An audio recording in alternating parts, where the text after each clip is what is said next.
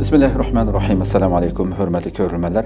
Istiqlol kundalik xabarlarini ko'rishinglarni qarshi olamiz. Men Abdullah Yalqin. Programmamizda vatanimiz Sharq Turkiston va dunyo kun tartibidagi eng muhim xabarlarni huzuringizga sunamiz. Qadamsizda qitinglar ekranimizda bo'lsin.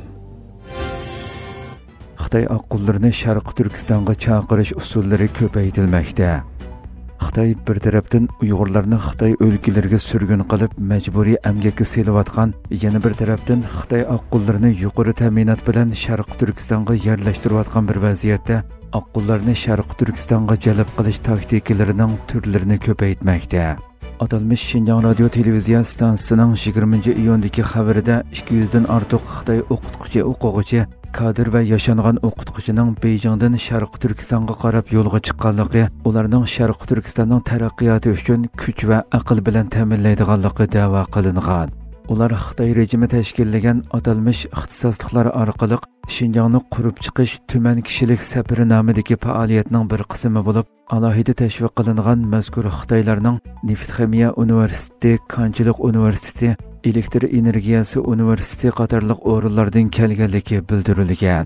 Bu Xitoyning yaqinqi mezgillardagi Sharq Turkistonning tabiiy boyligini ilg'or texnikalar bilan talon-taroj qilishni kuchaytirishi, Xitoyning energiya bexatarligiga kafolatlik qilishni izchil ta'kidlashi bilan masqadamda bo'lgan. Bir hafta davomlashadigan mazkur faoliyat 22-iyun Urumchida rasmiy boshlangan bo'lib, faoliyatga tanlangan Xitoylar Urumchi, Turpan qatorliq ko'plagan joylardagi shirkatlarni, sayohat nuqtalarini, muzeylarni ziyorat qiladi ekan. Irqiy qirg'inchilik davomlashayotgan Sharq Turkistondagi Xitoy oqqullarini zo'r turkumda ko'chirib kelib, Sharq Turkistonning nufus qurilmasini vayron qilish, xitoylashtirish jinoyati turli vosita va usullar bilan kun sari kuchaytirilmoqda. Xitoyda ishsizlik nisbati oshib, chet el mablag'i ozlagan. Xitoy statistika idorasining sonliq ma'lumotlaridan ma'lum bo'lishicha, Xitoydagi ishsizlik nisbati bultirqi o'xshash mazgildagidan oshgan va chet el mablag'imi ko'rinarli azaygan. Xitoy statistika idorasi 20-iyun e'lon qilgan eng yangi sonliq ma'lumotlarda ko'rsatilishicha, 5-oyda o'qish bitirgan yoshlarning, ya'ni shahar bozorlaridagi 16 dan 24 yosh oralig'idagi Xitoylarning ishsizlik nisbati 14,9% bo'lgan. 2024-yil may oyida bu nisbat 14,2% bo'lib, o'xshash mazgildagi ishsizlik nisbatida oshish ko'rilgan. Xitoy statistika idorasining bayonotchisi bu haqda ogohlantirish berib, bu yil yozda 12,200,000 o'quvchi o'qish bitirib, emgak kuchi bozoriga kiradi. Yoshlarning ishsizlik nisbati yana o'rlishi mumkin degan.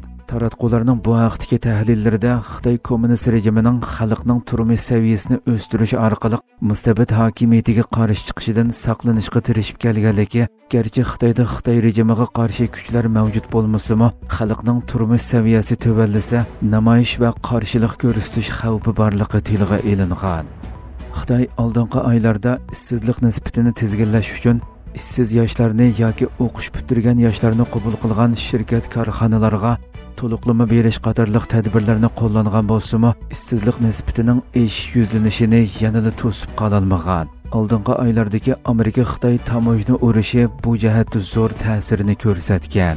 Yuqoriqilardan sirt, Xitoy Savdo ministrligi 20-iyundagi bayonotida bu yil 1-oydan 5-oygacha Xitoyga bevosita selingan chet el mablag'i umumiy sommasining 358 milliard 200 million yuan ekanligini, o'xshash mazgildagidan 13,2% tuvalliganligini e'lon qilgan. Rossiya bilan Qozog'iston yadro elektr stansiyasining plan loyihasini birlikka keltirdi. Rossiya atom energiya shirkati Rosatom Qozog'istonda cho'ng sig'imliq yadro elektr stansiyasi qurish vazifasini ustiga olgan xalqaro birlashma gavdasiga rahbarlik qiladi. Turkiya Ovoz radiosining xabarida bildirilishicha, Rossiya bilan Qozog'iston kelishim hosil qilib, Qozog'istonda yadro elektr stansiyasi qurishning vaqt jadvali bekitilgan hujjatlarga imzo qo'ygan. Qozog'iston buningdan ilgari Rosatomni davlat ichida cho'ng sig'imliq yadro elektr stansiyasi qurish vazifasini ustiga olgan xalqaro birlashma gavdaning rahbari qilib tanlagan edi. Rossiya prezidenti Vladimir Putin bultur noyabrda Qozog'istonni ziyorat qilib, energiya va sanoat aloqasini kuchaytirishni muzokara qilgan edi. Qozog'iston bu yil oktabrda tunji yadro elektr stansiyasi qurishni qo'llab bela tashlagan bo'lib, prezident Qosim-Jo'mart To'qayevning qo'llashidagi bu plan bir qism qozog'istonliklarning tanqidiga uchragan edi.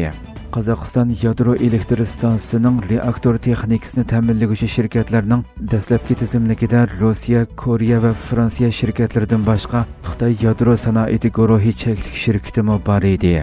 Oldingi oydagi xabarlarda Qozog'istondagi tunji yadro elektr stansiyasini Almuta viloyatining Jambul rayonida qurish planlanganligi, o'rni Balqash ko'liga yaqin ekanligi, Balqash ko'lining asosli suv manbasi bo'lsa Sharq Turkistondagi Ili daryosi ekanligi, xalqaro qonun nizomlarga asosan Qozog'iston tarafining navbatda Sharq Turkistonni mustamlikasi ostida tutib turayotgan Xitoyning ruxsatiga erishishi kerakligi qayd qilingan edi. Hurmatli ko'ruvchilarimiz, shuna qilib bugungi xabarlarimiz mush yerda oxirlashdi. Inshaalloh atiki programmamizni ko'rishgacha omon bo'linglar. Assalomu alaykum va rahmatulloh.